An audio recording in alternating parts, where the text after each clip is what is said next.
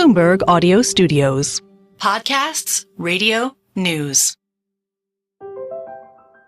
Last June, the White House hosted an elaborate state dinner featuring an entirely plant-based menu.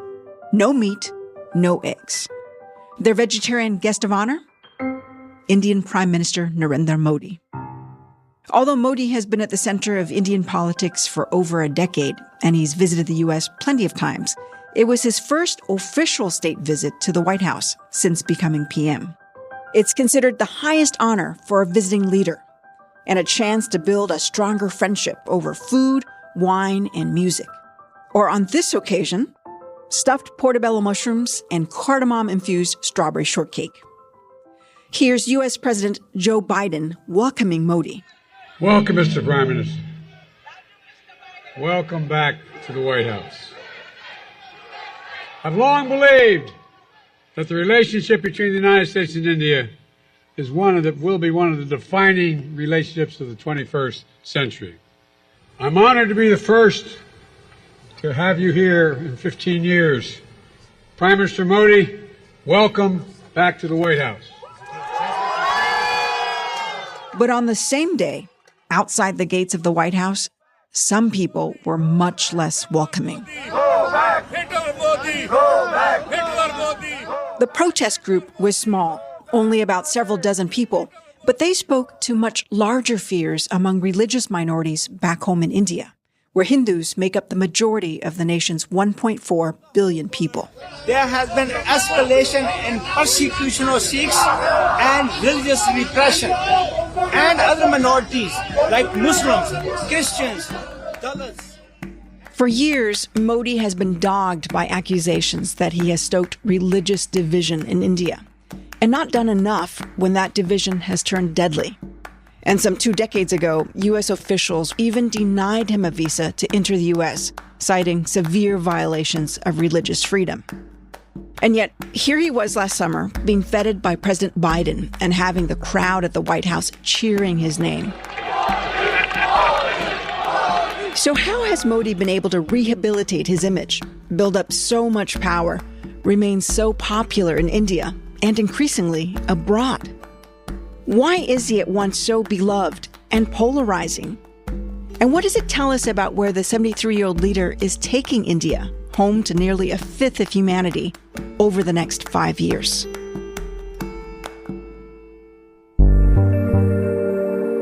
Welcome to the Big Take Asia from Bloomberg News. I'm Oanh. Every week, we take you inside some of the world's biggest and most powerful economies, and the markets, tycoons, and businesses that drive this ever-shifting region. Today, the first episode in a 2-part series on the most powerful Indian leader in years. Who is Narendra Modi?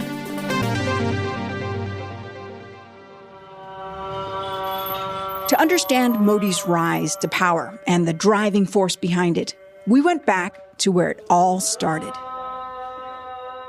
Narendra Modi was born in the small town of Vadnagar in western India, in Gujarat state. It is a town where Hindus and Muslims both live. You have mosques, you have Hindu temples. Both practice religion quite freely. Sudhi Ranjan Sen has been covering Indian politics for nearly 3 decades.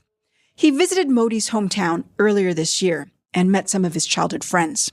They told him that as a kid, Modi was religious. Like one of the friends we spoke to used to swim with him every day. And he told us they would all get up by 6 o'clock, start swimming, swim across the lake to the temple, pray there, come back, and then go to school.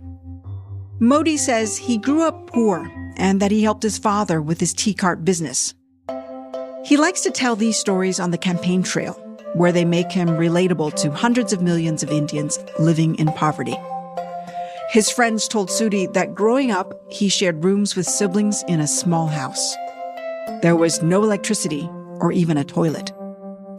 It was here, in his home state of Gujarat, where Modi attended meetings of the group that would eventually change his life. The Rashtriya Swamsevak Sangh, or the RSS. The RSS, it's a Hindu-first organization. They sing hymns, there are these prayers, they have something which is called the Shakhas, a morning gathering. It's an organization that also puts much focus on reaching out to community and community service. The group is open only to Hindu males. It's also one of the few that offers activities for youth in small towns across India. And this group has a checkered past. 2 years before Modi was born, an RSS member assassinated Mahatma Gandhi. That's right, Gandhi, the icon of India. The RSS believes India belongs only to Hindus. According to India's 2011 census, about 80% of India's population is Hindu, and more than 14% are Muslims. Then you've got other minorities like Sikhs, like Christians. You have Jews in this country also. It's a multi-religious, multi-ethnic, multilingual country. The Constitution of India says everyone has a right to freedom of religion. And its preamble states that India is a secular country. But the RSS says India should be a Hindu nation. And for Modi, that was appealing. One can understand with the RSS's ideology and the idea that it's a Hindu nation, India should be a Hindu nation, and Hindu first ideology. For a young mind, it is a very, very captivating idea. In his teenage years, the seeds planted by the RSS would spawn a defiant streak in Modi. When he was about 18 years old, Modi's family arranged a marriage for him. But shortly after the wedding ceremony, he abandoned his wife and devoted his life to Hinduism. We know very little about his wife. We've also not seen him speak ever about his wife. And that's an area that the Prime Minister himself hasn't talked about at all. After he left his wife, Modi said he headed to the Himalayas to go wherever God wanted to take me. And his friends say that he always says that I don't want to do this, live this normal life. I want to do something that is out of the ordinary. After 2 years in the Himalayas, he decided to head back to Gujarat and deepen his commitment to the RSS. While the RSS calls itself a social, cultural organization that doesn't stand in elections, it does have a political arm, the Bharatiya Janata Party, or the BJP. Modi's talents as an organizer and public speaker prompted the RSS to eventually send him to work on its front lines. His big break came in 1990 when he was involved in an immensely divisive issue that would roil the nation's politics. Modi found himself front and center of a controversial effort to build a Hindu temple in the northern city of Ayodhya, where a mosque had stood since 1528. Hindu nationalists say the site is the birthplace of Ram, whom many consider to be the supreme being of the universe. And many Hindu nationalists believe that the site was previously home to a Hindu temple and that the mosque was deliberately built there in an affront to Hinduism. Here is what legend has it, the birthplace of Ram, where there's supposed to be a temple which was demolished by a ruler, and this is how Hindus have been treated. So it immediately appeals to the Hindu sentiment. The BJP wanted to build a temple in place of the mosque, and they organized a huge rally to build support, a 10,000-kilometer, 6-week rally across the country. And Modi is the man who is organizing this, as in deciding on where do they stop, where do they go, what do they say. The rally featured a truck made to look like an ancient chariot. It is a Toyota that is kind of refurbished and repurposed to look like a chariot. And the rally starts off from Gujarat, meandering all across India, talking to people about how the Hindus must rise. The BJP turned the rally into a massive movement. Hindus from across central India not only donated money, but actual bricks to build the temple. Some of them came from far away, walking or taking trains for hundreds of miles to get that temple built. The rally also helped Modi get noticed by his bosses. And he gets recognized for his ability to organize, for his ability to understand what works politically. And he's taken very, very seriously with the BJP. But just 2 years later, a Hindu mob decided to get the temple the RSS wanted. by tearing down the mosque themselves. Here's how the AP reported the destruction of the holy site. At first, it was only a few, but before long, the mob mentality would take over. A few would become scores, then hundreds and thousands. Tired of their leaders temporizing, fired by religious zeal, they attacked. The destruction of the mosque is a watershed moment. It raised questions about India's secular credentials, and it escalated tensions between Hindus and Muslims, which already had flared up regularly since India's founding. It would also play a vital role in a major turning point for Modi a decade later. A particularly brutal episode of religious violence would shake the country, but present Modi and the BJP an opportunity to unite the Hindu majority in a way that had never been done before, giving Modi and his party tremendous power. After the break, Modi takes over Gujarat, and violence breaks out. Against the backdrop of rising religious tensions, the BJP's fortunes rose, as did Modi's.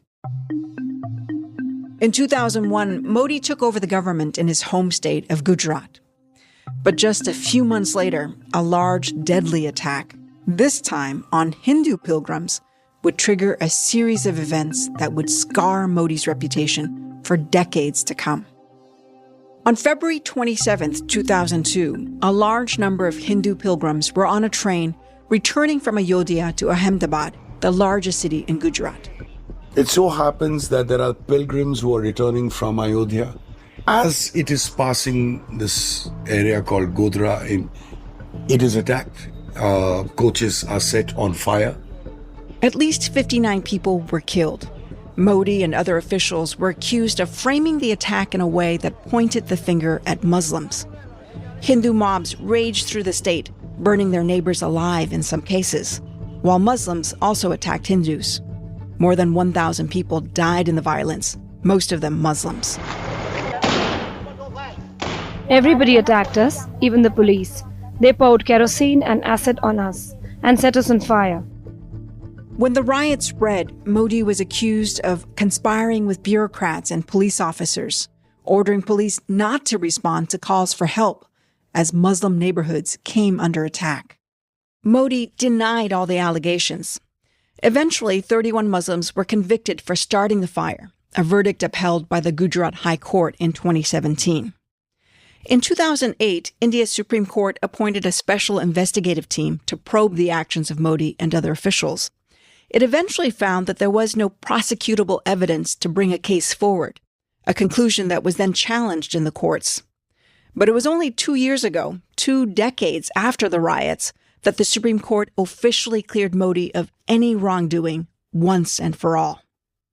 But questions about what Modi did or didn't do during the riots persisted despite his denials.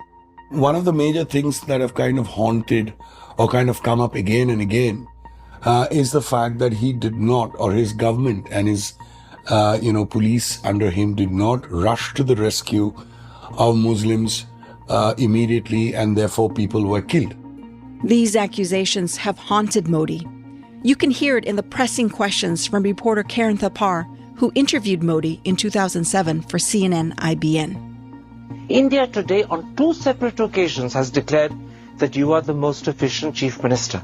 And yet despite that, people still call you to your face a mass murderer, and they accuse you of being prejudiced against Muslims.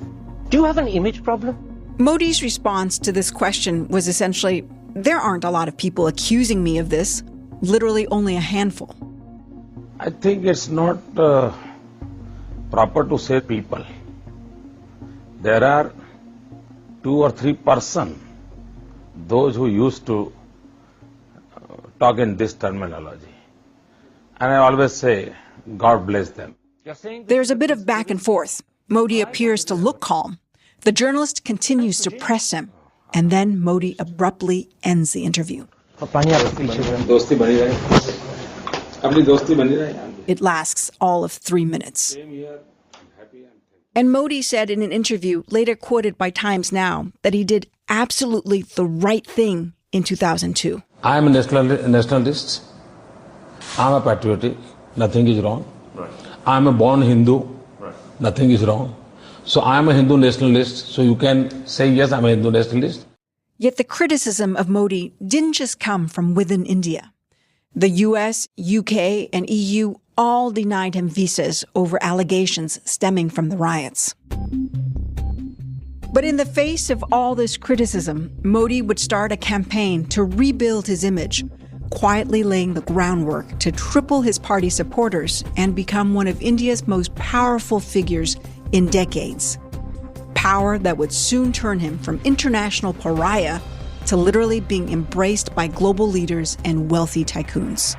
When foreigners think of New India, they think of a new Gujarat. How did this transformation happen?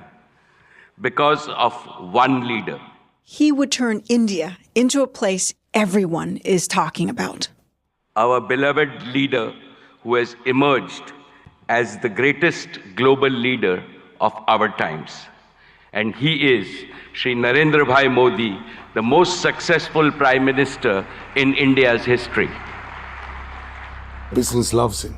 So vibrant Gujarat and his friendship with billionaires and the Gujarat Riots are all kind of intertwined. So how does Modi turn one of the biggest political crises in his favor to become the most powerful man India's seen in decades? That's in our next episode, Part 2, Narendra Modi's Big Comeback.